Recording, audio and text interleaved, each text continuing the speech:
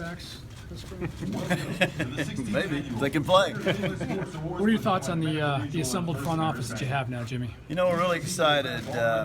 Had the opportunity to spend a lot of time with Sashi and Paul because, you know, we worked together during the search and we're together 24/7 during that time period. And now Paul's been working with us, and we spent really 2 different sessions with Andrew. He came up to Cleveland, I guess sometime last week, and spent several hours with us, and a couple of our people had met him before, but the first time that Dee and I got the opportunity to meet him. And then he had dinner with Hugh and Sasha and myself Monday night in Mobile, and it just, much like when Paul and Sasha and I interviewed Hugh, it just felt really comfortable talking to him and working with him. And you know, he's very bright, very energetic. I know the question is he's only 28 years old, but we checked references extensively on him, just like we did on Hugh, and they came back, I'll just say, extremely positive. So I think he'll be a great addition to our team. He'll start Monday, and we're really excited. How many candidates did you guys interview for that position, do you know? I won't be exact here, but 7, 8, 9. Several, and had good interest. And just like the coaching search, you learn a lot by talking to some of these people. Have been in football a long time. Everybody has a different perspective. Some were former GMs, some were scouts or had different jobs, and we learned a lot, and it was very productive. We were pleased with the people we talked to, but felt like Andrew was the best fit for us. Jimmy, is there a concern at all that obviously you put together your team that you're just a little bit light on the college, you got evaluating college talent? Obviously Andrew comes from more of a pros background. How would you answer to something like that? I think a couple things. First of all, Andrew, when you're with an organization, Dan Sagan, he does pro work for us, but he also does a lot of college work too. And Andrew's been in the same boat, so he does have that background and that experience. But I think what people miss is we've got 17, 18 scouts out in the field, and we have older individuals who've been in the business a long time, and younger people who are newer to the business, who have done a lot of college work over the last several years, some for many years. And we feel like we got a good group put together, so we're excited to see what they can do. Jimmy, those scouts you referred to, they're all put in place by Ray over the last 2 years. I know they're under contract through the draft. What happens after that? You know, listen, these guys are all adults, and we had dinner with them Monday night. We had 2 dinners Monday night, an early dinner and a late dinner, and late dinner with the scouts, had a great productive session, and they're all focused right now on finding us great players, which we obviously need for the draft, and that's what everybody in the organization is focused on right now. Jimmy, 2 quick questions. I've had readers ask me what was Andrew Berry's role or input into the Trent Richardson trade, or do you know anything about it? I do not. I don't know if he was involved in that or not, and we might have discussed that, but it was not in depth, so I don't know what that role was, Pat. How will the structure work now? Will he just provide information? Who will, how, for instance, the draft and free agency? We haven't finalized the exact structure yet, but Sashi will be in control of the 53, as we all have widely reported many times. And Dee's an expert on the other 53 now. And so Sashi will be in charge of the 53, and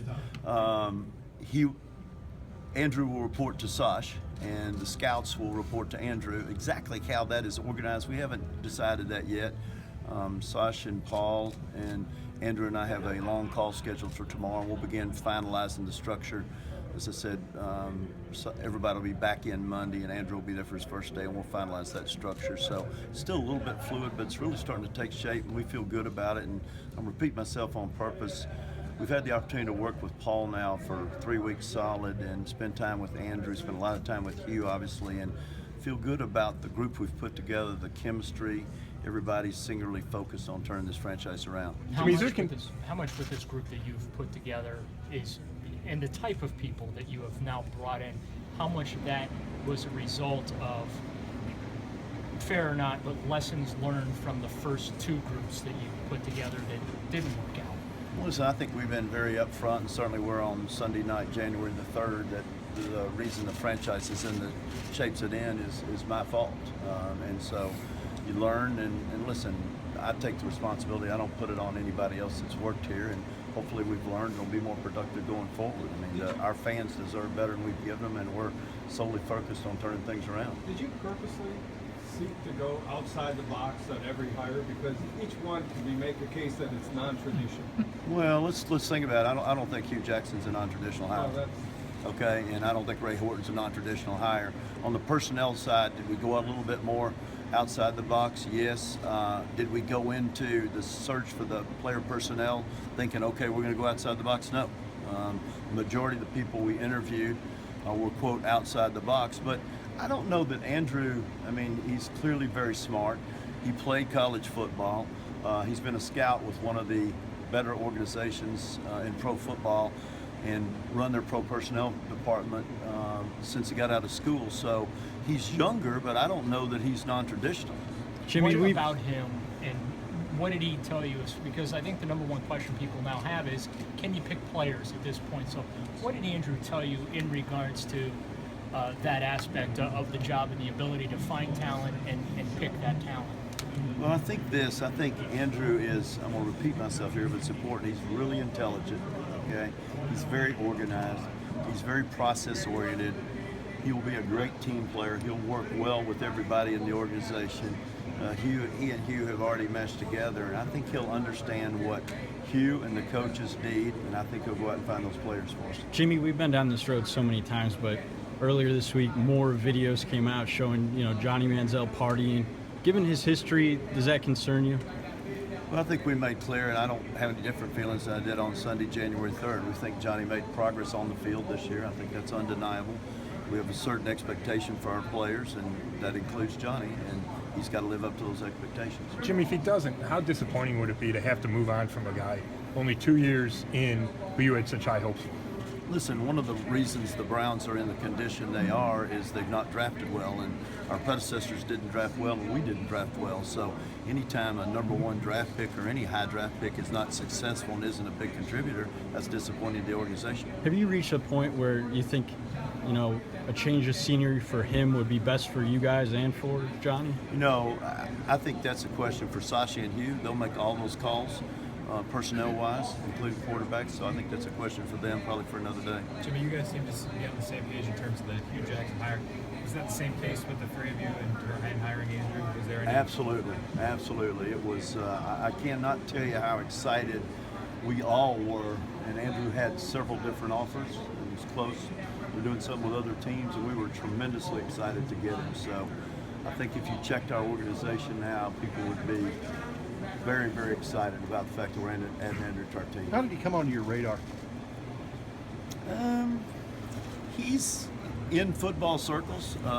He's one of those young and upcoming talents that you hear about, and we been hearing his name for the last several months, and a couple of our people had run into him at various NFL functions and were favorably impressed. And as we began checking him out, like I said, the references were outstanding, and I'm not sure when you all will have the opportunity to talk to him. It'll be next week or sometime in the next few weeks. But, I think you'll feel like we did. Smart, capable guy we're adding to the organization. You mentioned Ray Horton. Was it awkward at all the fact that he was, dismissed a couple years ago and then? D went up and gave him a big hug yesterday.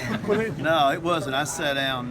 Listen, we have good relationships. We try to keep relationships. And, I called Chud on a reference the other day. Chud calls me on references. So we keep those relationships. And I've seen Ray several times. Ray likes to go out to Arizona and play golf. He would send me pictures of truck stops of ours he's in. So we've kept the relationship up. And I sat down yesterday afternoon late in we're remodeling our facilities, what's currently the defensive conference room, and he was watching tape, and we went through our entire team and talked for an hour and a half. So it's not uncomfortable at all. Did you like the job he did the first time you said?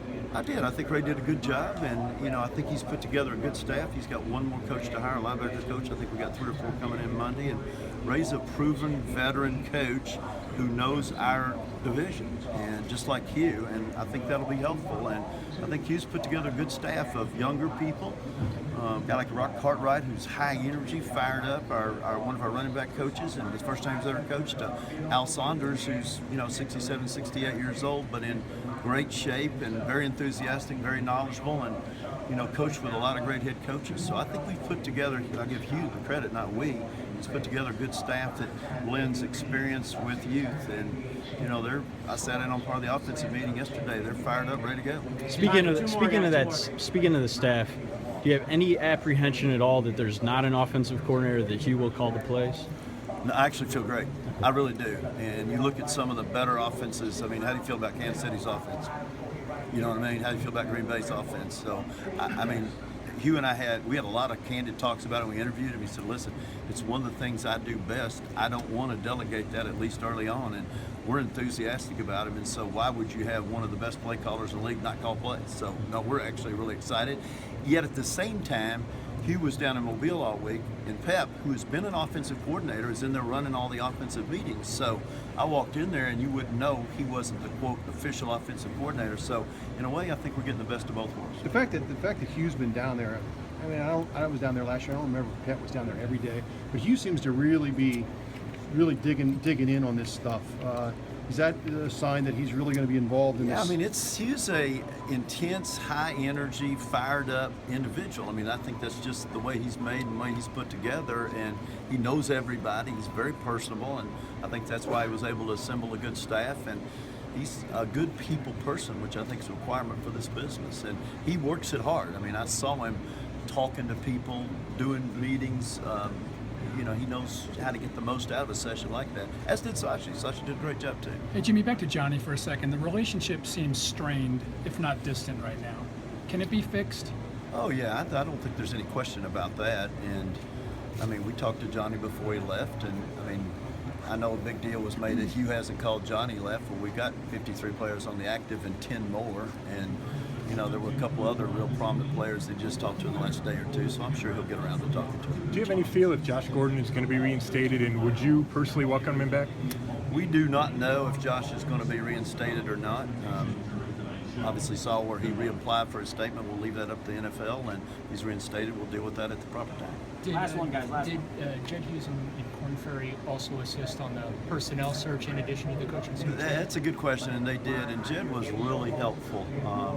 Wealth of knowledge, experienced person, not just in searches, but obviously the NFL. And through the coaching search and the personnel search, was a tremendous asset and really helpful to us, and became a really good friend to D and I and Sash and Paul, et cetera, during this process. Thank you, everybody.